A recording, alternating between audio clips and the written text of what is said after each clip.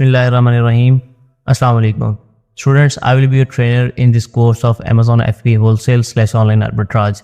इस कोर्स के अंदर हम लोग Amazon FBA Wholesale को मुकम्मल तौर पे समझेंगे, इसके बेसिक्स से लेके इसके डीपली इसको स्टडी करेंगे एंड ऑनलाइन आर्बिट्राज की डिफरेंट टेक्निक्स के बारे में हम जानेंगे और बेसिक से लेके प्रो लेवल तक आप लोगों को इसके बारे में गाइड करेंगे। और इंशाल्लाह इस कोर्स को अगर आप कम्प्लीटली देख लेते हैं और कंप्लीट कर लेते हैं, इसकी प्रैक्टिस कर लेते हैं, थोड़ा टाइम इस पर स्पेंड करते हैं, इसको देखते हुए चीज़ों को जो इसके अंदर एक्सपीरियंस अपने शेयर किए गए हैं, जो चीज़ें आप लोगों को बताई गई हैं, अगर आप इसको कर लेते हैं तो मैं ये कह सकता हूँ कि आप एज अ सर्विस प्रोवाइडर भी इस फील्ड के अंदर जा सकते हैं, एज अ स्टोर ऑनर भी आप इस फील्ड के अंदर जा सकते हैं। तो बेसिकली मैं पहले अपने बारे में थोड़ा बता देता हूँ कि मैंने अमेज़ॉन पे अपनी जर्नी का आगाज़ 4 साल पहले किया था और उसके पहले 2 साल अपने इस फील्ड के अंदर आने के 2 साल पहले मैंने as a store manager national और इंटरनेशनल जो इन्वेस्टर्स हैं उनके स्टोर्स को मैनेज किया। आफ्टर दैट मैंने अमेज़ॉन को एज अ सेलर ज्वाइन किया और अल्हम्दुलिल्लाह पिछले 2 साल से मैं अमेज़ॉन पे एज अ सेलर हूँ, एज अ स्टोर अपना स्टोर रन कर रहा हूँ अल्हम्दुलिल्लाह। तो आप लोग इसमें आप लोगों के पास भी 2 ऑप्शंस होंगे, आप लोग इसमें एज अ सेलर भी जा सकते हैं, एज अ सर्विस प्रोवाइडर भी जा सकते हैं।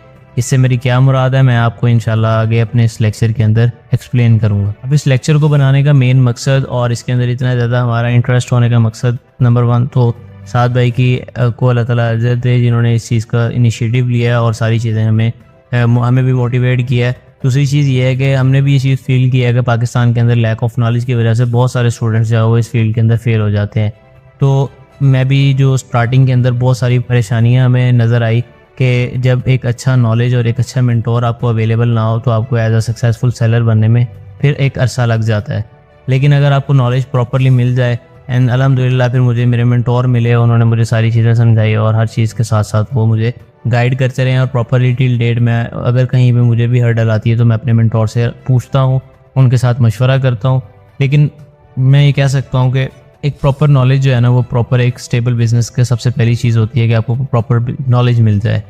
तो आपको इंशाल्लाह इस कोर्स से प्रॉपर नॉलेज मिलेगा। आपके कोई क्वेश्चंस होंगे आफ्टर कोर्स, आपको इंशाल्लाह उसके अंदर पूरी असिस्टेंस मिलेगी। आप लोगों को पता चलेगा कि आप लोगों ने कहीं से कोई यूनिवर्सिटी या कोई कोर्स आपने ज्वाइन किया है।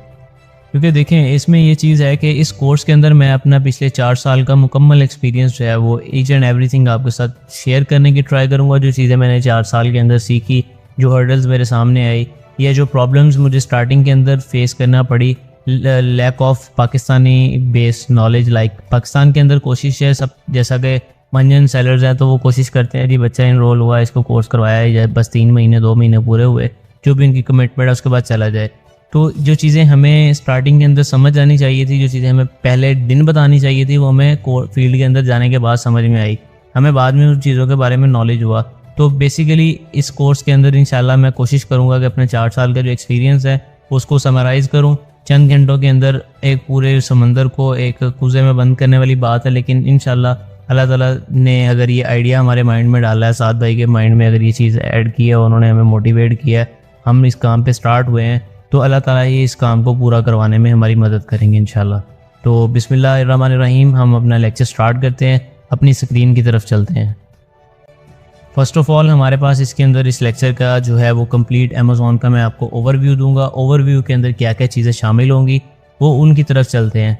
अब सबसे पहले जो स्टूडेंट्स हैं उनका एक जो मिसकंसेप्शन है, एक जो मिसअंडरस्टैंडिंग है या उनके बारे में जो एक मिस इन्फॉर्मेशन होती है, उनसे को पूछे वो क्या करते हैं, वो कहते हैं नहीं हम अमेज़ॉन करते हैं।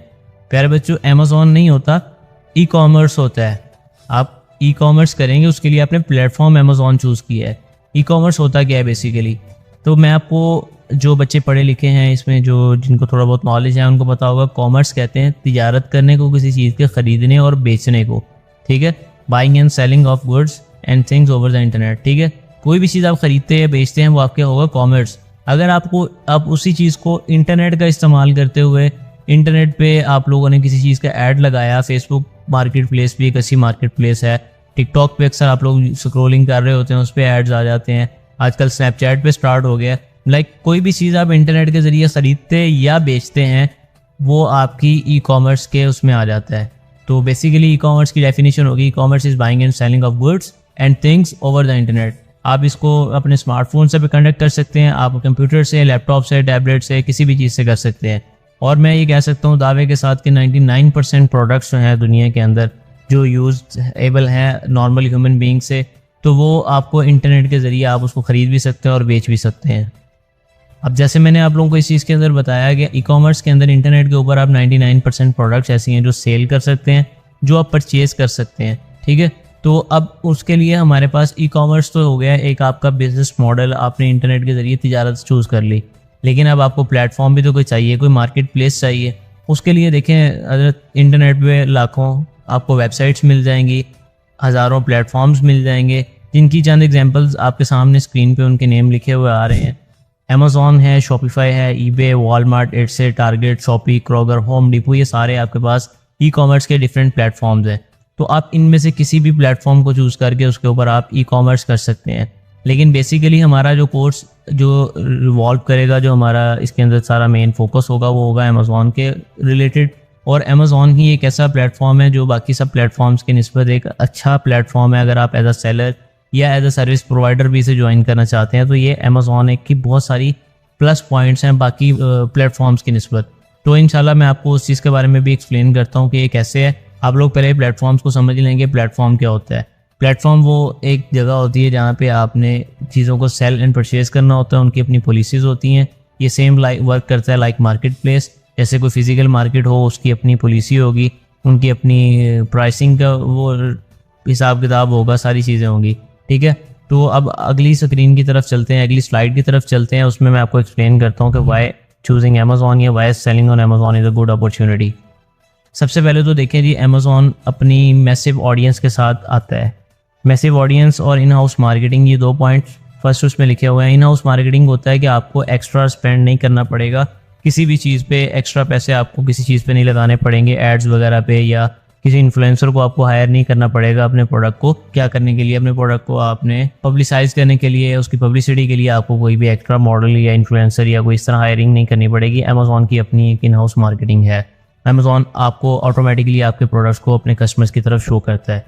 उसके बाद अमेज़ॉन की अपनी एक मैसिव ऑडियंस है। ऑब्वियसली बात है, अमेज़ॉन के प्राइम मेंबर्स का आप अंदाज़ा लगा लें कि कितने लोग अमेज़ॉन की प्राइम मेंबरशिप लेते हैं।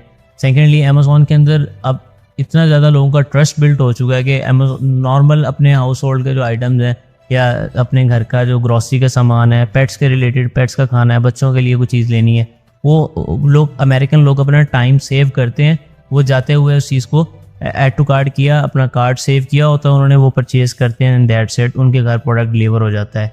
एक तो अमेज़ॉन टाइमली डिलीवरी करता है, दूसरा अमेज़ॉन के ऊपर लोगों का ट्रस्ट बहुत अच्छा बना हुआ है, ठीक है। दूसरी चीज़ आ जाती है इसके अंदर के अमेज़ॉन हो या कोई भी ई कॉमर्स बिजनेस हो ना, बैरियर जो होता है सबसे मेन, जो सबसे बड़ी मुश्किल चीज़ लग रही होती है, वो हो जाती है जी आपके लिए फिजिकल बिजनेस के अंदर लोकेशन बैरियर या बहुत सारे और बैरियर होते हैं। अब लोकेशन बैरियर है या इन्वेस्टमेंट बैरियर है, ये सारी चीज़ें होती क्या है, मैं आप लोगों को एग्जाम्पल के साथ एक्सप्लेन करता हूँ। अब एग्जाम्पल के साथ एक्सप्लेन करने के लिए सबसे पहले आपको कुछ थोड़ी बहुत अगर बिज़नेस की नॉलेज हो, या जिसको नहीं भी है, इंशाल्लाह आप लोगों को समझ आ जाएगी कि आप लोगों की अगर एक बंदे की शूज़ की शॉप ओपन करना चाह रहा है, एक शूज़ का आउटलेट ओपन करना चाह रहा है, ठीक है, तो शूज़ का जो आउटलेट ओपन करना है उसके लिए सबसे पहली मेन चीज़ क्या चाहिए होगी, वो चाहिए होगी लोकेशन। लोकेशन या तो वो परचेज़ करेगा या तो उसको रेंट आउट करेगा। अगर तो वो परचेज़ करता है लोकेशन, तो आज के दौर में एक अच्छी लोकेशन आपको कम से कम 1 से 2 करोड़ के अंदर एक अच्छी लोकेशन मिलती है फिजिकल बिजनेस के अंदर, ठीक है जी। आप 1 करोड़ से 2 करोड़ इन्वेस्ट किया, आपने फिजिकल लोकेशन परचेज़ कर ली। नेक्स्ट चीज़ आपको जो उस चीज़ के अंदर रिक्वायरमेंट होती है, वो फिजिकल लोकेशन के बाद आपने उसको फर्निश भी करना होता है, उसको रेनोवेट करना होता है। मतलब ये कि आपने उसको पेंट, लाइटिंग, शाइटिंग, सीलिंग अच्छी तरीके से, एयर कंडीशन, वो हर चीज़ आपने करनी है। फिर आपने उसको फर्निश इस तरह से करना है कि अगर आपने शूज़ की शॉप बनानी है तो आपने शूज़ के हिसाब से उसके अंदर अपने डिस्प्ले सेट करना है, अपनी अलमारियाँ सेट करनी है जिसके अंदर आप शूज़ लगाएंगे। अभी तक आपका बिजनेस स्टार्ट नहीं हुआ, लेकिन आपने पहले अपने दुकान ख़रीदने पे या रेंट आउट करने पे पैसे स्पेंड किए। सेकेंडली, आपने उसको फर्निश करने पे, उसको रेनोवेट करने पे पैसे स्पेंड किए। टिल डेट आपने अभी तक इन्वेंट्री परचेज नहीं की, लेकिन आपके अच्छे खासे पैसे लग चुके हैं। अब अगला स्टेप क्या होता है, इन्वेंट्री की भी सुन लें। अब अमेज़ॉन मैसिव इन्वेंट्री स्टार्टिंग जो है वो फिजिकल बिजनेस के लिए कैसे है। अब फिजिकल बिजनेस के लिए मैसिव इन्वेंट्री स्टार्टिंग इस तरह से है कि अमेज़ॉन का जो है बिजनेस है ना, इसके अंदर अगर आप एक सिंगल प्रोडक्ट भी लिस्ट करें, उसके 10 यूनिट भी अमेज़ॉन भेज दें, तो आपके सेल आउट हो जाते हैं। ऑन दी अदर हैंड अगर आप कहते हैं जी हमने फिजिकल बिजनेस स्टार्ट करना है, मैं एग्जांपल दे रहा हूँ शूज़ शॉप की अगेन, कि शूज़ शॉप जब आपने स्टार्ट करनी है तो आपको उसके लिए क्या क्या चीज़ें चाहिए। आपने लोकेशन भी ले ली, आपने फर्निश भी कर लिया, रेनोवेट भी कर लिया। अब अगला काम होता है कि आपने अपने इलाके के हिसाब से जिन शूज़ की डिमांड है, जिन शूज़ का ट्रेंड है, आपने उनको ऑर्डर करना है या अपने पास मंगवाना है। तो आपको कम से कम 100 से ऊपर डिफरेंट डिज़ाइंस चाहिए। हर डिज़ाइन के अंदर 5 डिफरेंट साइज़ चाहिए और हर साइज़ का आपको कम से कम 5 से 10 आर्टिकल पीछे पेयर पड़ा होना चाहिए। तो आप खुद अंदाज़ा लगाएं, ये आपके लिए कम इन्वेंट्री से स्टार्ट होने वाला बिज़नेस है। अगर कोई कहेगा जी हाँ जी बिल्कुल हम कम इन्वेंट्री से कर सकते हैं, तो उससे क्वेश्चन मेरा ये है कि एक शूज़ शॉप जो है वो फुल भरी हुई हो, जिसके अंदर आपको नज़र आ रहा है डिस्प्ले पे चीज़ें अच्छी लगी हुई हैं, उसके अंदर बहुत सारे आइटम्स हैं। और ऑन दी अदर हैंड आपके सामने एक शॉप है जो कि जिसके अंदर सिर्फ टोटल 2 या 3 जूतों के चप्पलों के डिज़ाइन पड़े हैं। आप वहाँ जाना पसंद करेंगे या भरी हुई दुकान पे? ऑब्वियसली आप लोग भरी हुई दुकान पे जाएंगे। तो कस्टमर का माइंड इस तरह से, फिजिकल बिजनेस इस तरह से है, इस तरह से वर्क करता है कोई भी फिजिकल अगर आप तिजारत करते हैं, ठीक है जी। इसके मुकाबले में आप ई कॉमर्स में आ जाते हैं तो आपको ना कोई लोकेशन परचेज़ करनी है, ना आपको रेनोवेशन करनी है, ना आपको फर्निश करना है। और जैसे मैंने पहले बताया कि आप सिर्फ 10 यूनिट भी एक प्रोडक्ट के अगर भेज देंगे तो आपका जो प्रोडक्ट है वो आपका सेल हो जाएगा। अब सबसे इम्पॉर्टेंट जो सबसे अमेज़ॉन को डिस्टिंग्विश करता है, सबसे बड़ा अच्छा फैक्टर जो है वो ये है कि अमेज़ॉन आपको फुलफिलमेंट सर्विस ऑफ़र करता है, ठीक है। फुलफिलमेंट सर्विस का मतलब आगे जाके आपको मैं एक्सप्लेन करता हूँ, ठीक है। FBA और FBM ये 2 चीज़ें हैं। इंशाल्लाह आने वाली स्लाइड्स के अंदर आपको इनको मैं इन डेप्थ डिटेल में एक्सप्लेन करूँगा और आपको एग्जांपल्स के साथ बताऊँगा। अब इसके बाद हम चले जाते हैं अपनी अगली स्लाइड की तरफ, जिसके अंदर हमारे बिजनेस मॉडल्स को समझा गया है कि अगर हमने ई कॉमर्स करना है, ई कॉमर्स हमने डिसाइड कर लिया कि हमने ई कॉमर्स करना है, उसके बाद हमने ये चूज़ किया कि ठीक है सर ई कॉमर्स हमने कर लिया, इंटरनेट पे सेल परचेज़ करनी है, अमेज़ॉन के भी फ़ायदे सुन लिया, अब अमेज़ॉन भी हमने डिसाइड कर लिया है। तो अब अमेज़ॉन के ऊपर तो डिफरेंट बिजनेस मॉडल्स हैं, प्राइवेट लेबल है, होलसेल है, ड्रॉप शिपिंग है, रिटेल आर्बिट्राज है, ऑनलाइन आर्बिट्राज है। तो हमें किस मेथड के अंदर जाना चाहिए? तो उस मेथड को रेकमेंड करने से पहले मैं आपको इन सब मेथड्स को थोड़ा थोड़ा ब्रीफली एक्सप्लेन कर देता हूँ ताकि आप लोगों को समझ आ जाए कि ये हमने करना क्या है और हमने होलसेल को क्यों चूज़ किया है, ऑनलाइन आर्बिट्राज को हमने क्यों चूज़ किया है। सबसे पहले तो ये देखेंगे वर्किंग मॉडल ऑन अमेज़ॉन जो हैं वो हैं private label, wholesale, drop shipping, online arbitrage and retail arbitrage. सबसे पहले हम देख रहे हैं प्राइवेट लेबल को, ठीक है जी। प्राइवेट लेबल के अंदर हमारे पास आ जाता है कि आप अपना खुद का ज़ाती ब्रांड बनाएं।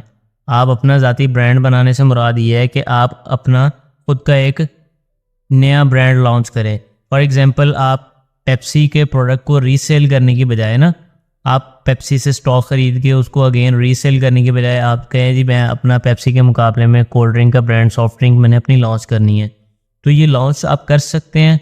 आपके लिए बहुत आसान बात है, आपके पास इन्वेस्टमेंट है, आप लॉन्च कर लें।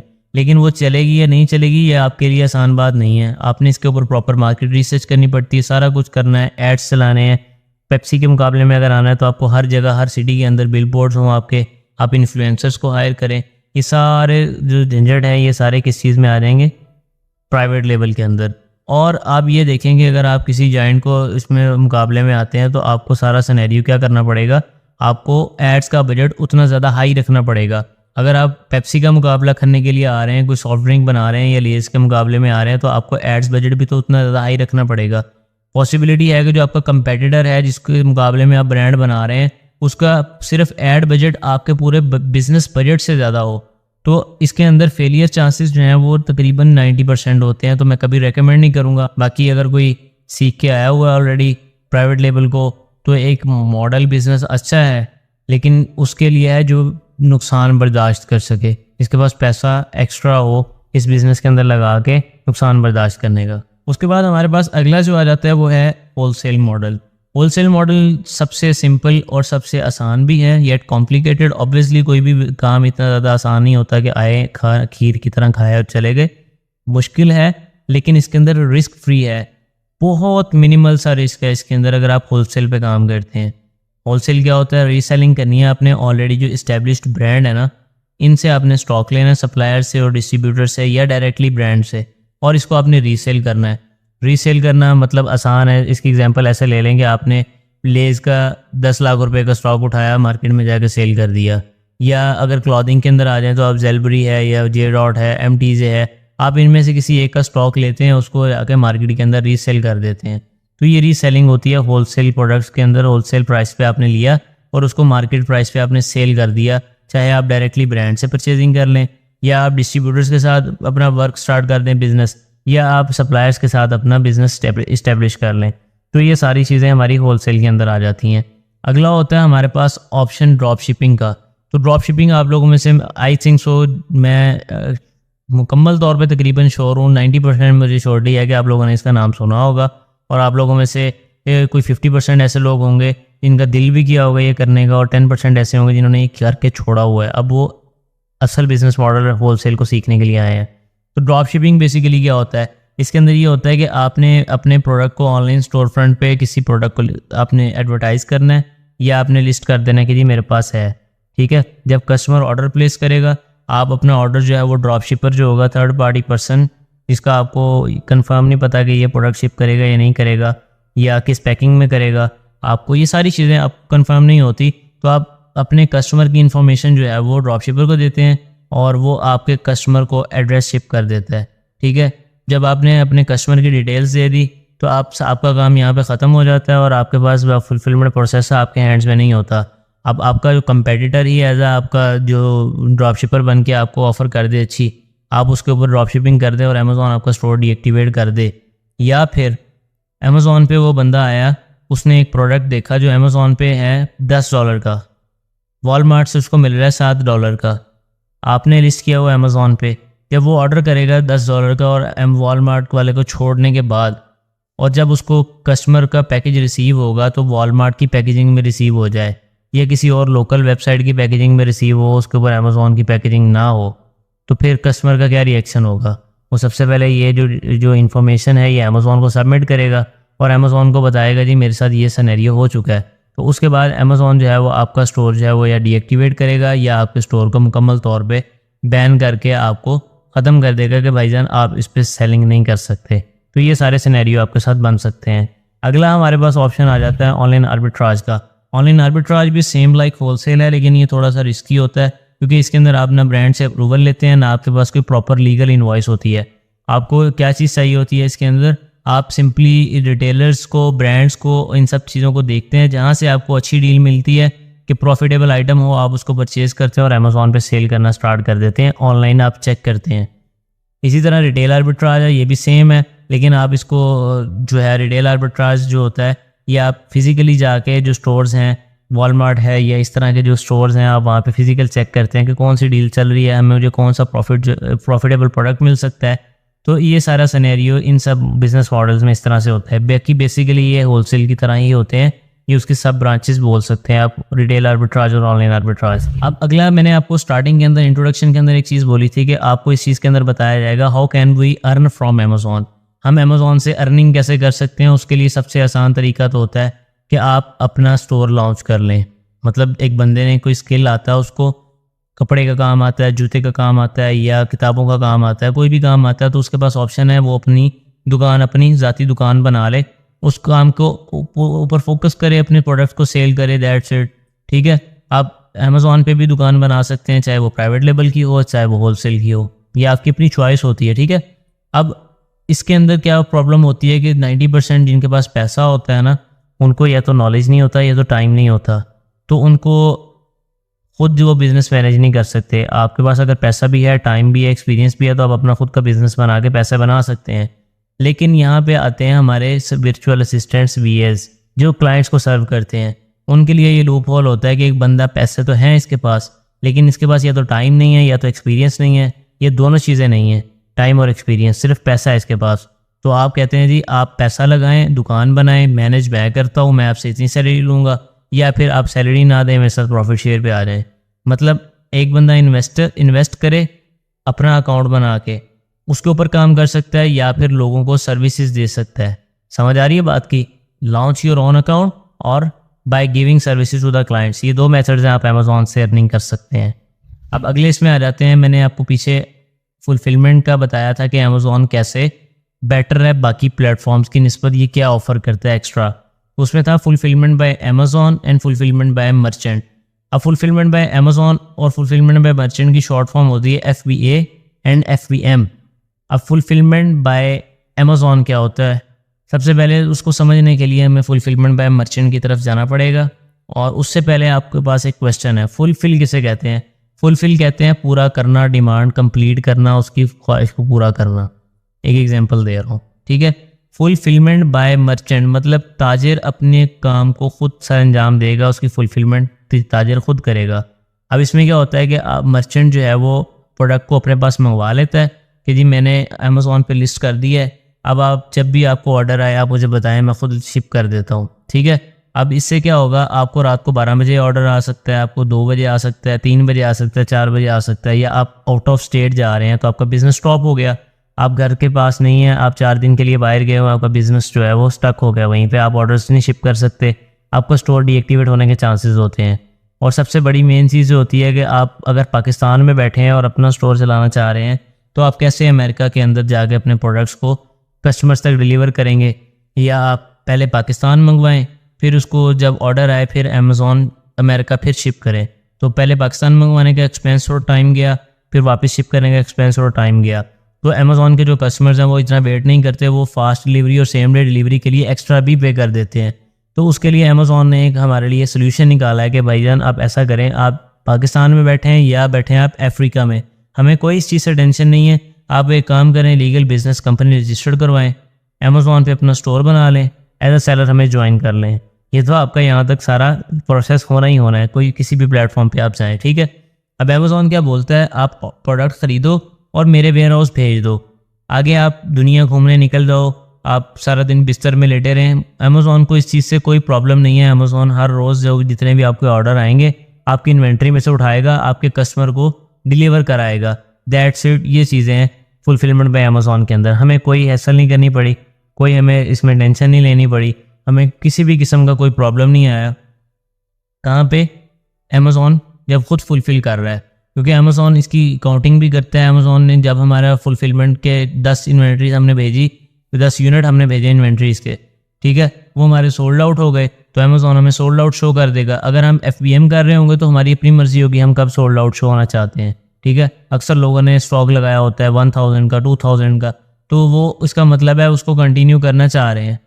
तो अनफॉर्चुनेटली अगर अल्लाह ना करे आपके साथ ऐसी सिचुएशन बनती है कि आप अमेरिका में भी हैं, सारा कुछ है, लेकिन आपको आउट ऑफ स्टेट जाना पड़ जाता है या आप घर नहीं हैं 4 दिन के लिए, आपका सारा बिजनेस जो है वो वहीं पे स्टॉप हो जाएगा, ज़ीरो पे आ जाएगा अखेन। तो आई मस्ट से, और मैं रेकमेंड करूँगा कि FBA एक बेस्ट बिजनेस मॉडल है। अमेज़ॉन ने इसको इंट्रोड्यूस करवाया एज अ सेलर, मैं उनके लिए थैंकफुल हूँ, ठीक है, क्योंकि मैं पाकिस्तान से बैठ के जो प्रिविलेजेस ले रहा हूँ, मुझे अमेरिका नहीं जाना पड़ता, ठीक है, हर रोज़, हर दिन, हर महीने, इवन के पूरी लाइफ भी मैं ना जाऊँ तो मेरा काम वहाँ पे चलता रहेगा, ठीक है, कोई प्रॉब्लम नहीं होती इससे। तो अमेज़ॉन FBA बेस्ट मॉडल है। अभी तक हमने क्या क्या पढ़ लिया है?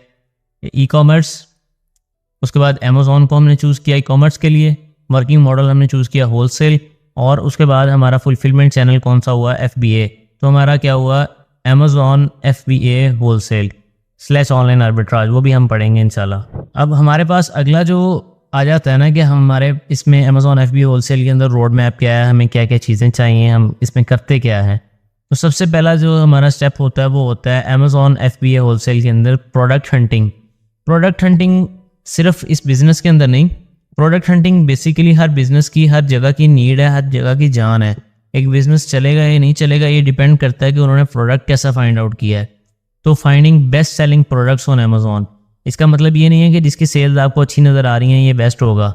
आपने सारे चीज़ों को बगौर देखना है, आपने जायज़ा लेना है कि अभी ये सीजनल आइटम तो नहीं है, लाइक अभी स्कूल्स ओपन हो रहे हैं तो आगे आपको स्कूल्स वाले प्रोडक्ट्स मिलना स्टार्ट होंगे, ठीक है।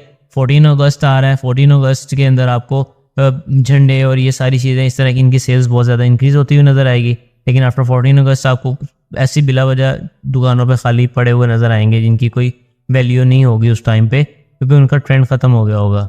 मैं एग्जांपल्स दे रहा हूँ आपको, ठीक है। आप अगर जैकेट सेल करेंगे जून जुलाई की गर्मी में, वो भी सहरा के अंदर जाके, चोलिस्तान के अंदर या थर पार्कर के अंदर, तो आपको कोई प्रोडक्ट की सेल आएगी? नहीं आएगी। उसके बाद अगला स्टेप हमारे पास आ जाता है सोर्सिंग का, ठीक है। सोर्सिंग क्या होता है? अब लेट से हमने डिसाइड कर लिया कि हमने एक जग सेल करना है, वाटर जग जो होता है, या वाटर बॉटल सेल करनी है, हमने ये डिसाइड कर लिया। हमारे मार्केट के अंदर इसकी बहुत ज़्यादा डिमांड है जी, वाटर बॉटल की। कस्टमर्स आते हैं, पूछते हैं, सारा कुछ है, इसका all over the year trend रहता है। Okay, that's good. अगला स्टेप हमारे पास आ जाता है प्रोडक्ट सोर्सिंग का। हमने प्रोडक्ट सोर्स कहाँ से करना है? सोर्स कहाँ से करना है मतलब आपने इसको ख़रीदना कहाँ से है? आपको सेल करने के लिए तो आपके साथ वाली दुकान वाला जो बंदा है वो भी सेल कर रहा होता है बैठा, लेकिन आपने होलसेल प्राइसेस लेनी है, वो रिटेल प्राइसेस देगा। तो होलसेल प्राइसेस और बेस्ट प्राइसेस जिसके अंदर प्रॉफिट अच्छा हो वो आपने ढूंढना है, और आपने क्वालिटी भी कॉम्प्रोमाइज़ नहीं करनी इस चीज़ पे कि चलें जी हमें प्रॉफिट जो है वो अच्छा मिल रहा है, सेल्स भी अच्छी हैं, तो अगर हमें थोड़ी लो क्वालिटी मिल जाए, नहीं। अमेज़ॉन के अंदर अगर आप लो क्वालिटी आइटम भेजेंगे आप उसमें आ जाएंगे। रेप्लिका आइटम सेल करने के लिए आपको अमेज़ॉन जो है वो वार्निंग देगा, या फिर आपका स्टोर डायरेक्टली भी समटाइम्स डीएक्टिवेट कर देता है।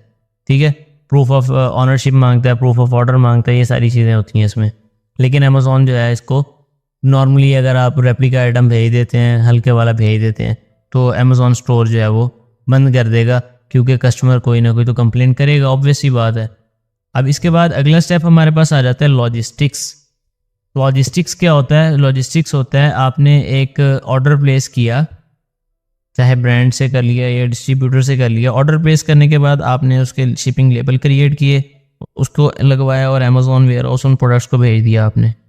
ठीक है जी, अब आगे अमेज़ॉन जाने, अमेज़ॉन का काम जाने, सेल्स होंगी सारी की सारी, लेकिन आपको अपने एंड से सेलर सेंट्रल के ऊपर सेल्स देखनी होंगी। अगला जो स्टेप है हमारा लॉजिस्टिक्स के बाद वह सेल्स। आपने प्राइसिंग भी मैनेज करनी है, आपने इन चीज़ों को ऑटोमेट करना है, कंपटीशन को देखना है और सेल्स को आपने मॉनिटर करना है। आपका जो कंपेटिटर है, जो साथ वाली शॉप वाला बंदा होता है, तो वो अगर कम प्राइस पे प्रोडक्ट सेल कर रहा है, सेम प्रोडक्ट सेम क्वालिटी, तो आपसे कौन परचेज करेगा? इसलिए आपने थोड़ी बहुत इन चीज़ों के अंदर लचक रखनी है। अपनी प्राइसिंग को इस हिसाब से आपने मैनेज करना है कि ना आप लॉस में जाएं, ना आपका प्रॉफिट कम हो, लेकिन आपको सेल्स भी मिल जाए।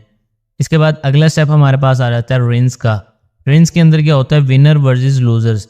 आपने ये देखना है कि आपने अपनी दुकान के लिए अगर 10 आइटम मंगवाए हैं, और 10 तो चले छोड़े, हम अमेज़ॉन की एग्जांपल लेते हैं कि हमने 2 प्रोडक्ट्स मंगवाए, 2 डिफरेंट आइटम्स हमने मंगवाए। एक हमने माउस मंगवाया, एक हमने मंगवा लिया पेन, कि जी जो सबसे अच्छा सेल होगा हम उसको रीस्टॉक कर लेंगे। पेन के लिए मेरे जहन में आइडिया था कि इसके 50 यूनिट सेल होंगे, और माउस के लिए मेरा था कि इसके 100 यूनिट सेल हो जाएंगे। लेकिन माउस के 100 यूनिट की बजाय 60 यूनिट सेल हुए और पेन के 45 यूनिट सेल हो गए।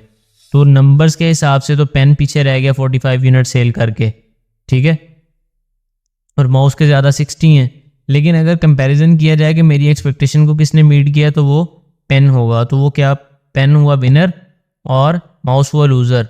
तो हमने क्या करना है? हमने विनर को रीस्टॉक करना है, और जो लूज़र होगा उसको हमने स्किप कर देना है। ठीक है जी, विनर वर्सेस लूज़र के अंदर skip the loser. After that हमारे पास ये आ जाता है रिपीट। फ्रेंड्स के बाद रिपीट। भाईजान शुरू हो जाए स्टेप 1 से, हंटिंग करें, सोर्सिंग करें, सारा स्टेप जो आपको बताया ये सारा आपने कम्प्लीटली स्टेप 1 से स्टार्ट करना है। तो अगेन एक दफ़ा बता देता हूँ ऊपर से एंड तक। E commerce, after that Amazon, Amazon FBA, wholesale and online arbitrage. ठीक है जी, और आगे FBA होलसेल का मैंने रोड मैप बता दिया है। That's it for today. आज का लेक्चर यहीं पे ख़त्म होता है। इंशाल्लाह मुलाकात होगी अगले लेक्चर में। स्टे ट्यून्ड, आप लोगों को सारी चीज़ें इंशाल्लाह मिलती जाएंगी।